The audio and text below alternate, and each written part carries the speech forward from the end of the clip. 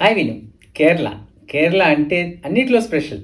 ఈ యొక్క రాష్ట్రం ఇండియాలోనే ఫస్ట్ ఫుల్ 100% లిటరసీ ఉండే ఒక స్టేట్‌గా ఫస్ట్ రికార్డ్ చేసిన స్టేట్. సో, తర్వాత అనేక రికార్డ్స్ బ్రేక్ చేస్తుంది. ఇప్పుడు కొత్త రికార్డ్ ఏంటంటే 100% తీవ్ర పేదరికం లేని రాష్ట్రంగా కేరళ డిక్లేర్ చేశారు.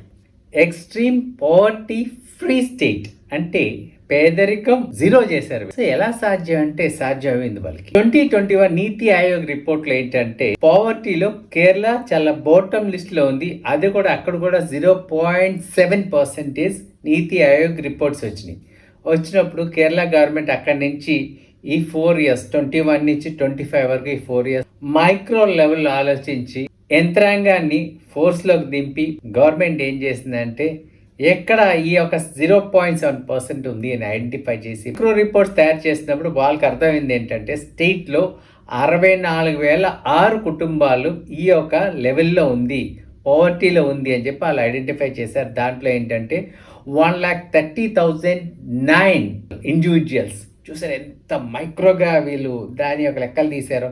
అక్కడ 9 మందిని కూడా కలిపారు.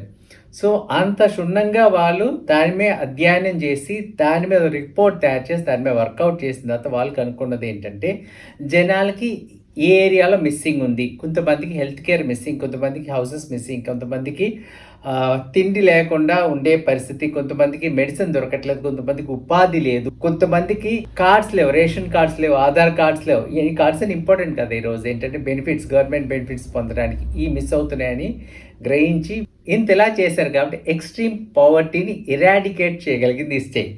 సో నేను ఈ స్టేట్ ట్రావెల్ చేస్తాం, నేను చూసింది ఏంటంటే ఇక్కడ బెగ్గింగ్ కూడా లేదండి. బెగ్గింగ్ ఇస్ ప్రొహిబిటెడ్ యాక్చువల్గా. డిఫరెంట్ ఏబుల్డ్ కూడా లాటరీ టికెట్స్ అమ్ముతారు. ఏదో చిన్న జాబ్ చేస్తారు, లేకపోతే చిన్న షాప్లో వర్క్ చేసే వాళ్ళు ఉన్నారు, లేకపోతే ఫిషింగ్ కానీ కన్స్ట్రక్షన్ కానీ ఏదో వర్క్ చేసి ఏది లేకపోతే ఇంట్లో ఉండే ఒక చిన్న స్థలంలో వాళ్ళు ఓన్ కిచెన్ గార్డెన్ డెవలప్ చేసి దాంట్లోంచి ప్రోడక్ట్స్ తయారు చేసి అమ్మడం కానీ ఏదో ఒక ఎంప్లాయ్మెంట్ వాళ్ళకు ఉంది. హార్డ్ వర్క్ చేయాలి మెంటాలిటీతో ఉండేవాళ్ళు కాబట్టి ఈ యొక్క రిజల్ట్స్ సాధించారు. బయటికి వెళ్ళి వర్క్ చేసేవాళ్ళు. లోపల ఉండే పాపులేషన్ ఇంతమంది పాపులేషన్ని గవర్నమెంట్ ఐడెంటిఫై చేసి వాళ్ళకి కావాల్సింది చేసింది. సో మనకి ఏమర్థమవుతుందండి?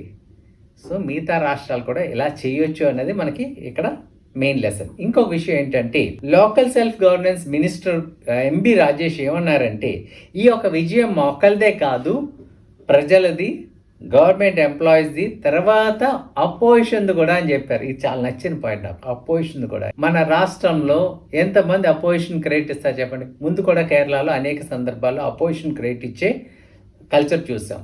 ఇది కదండి కలెక్టివ్ గ్రోత్ అంటే.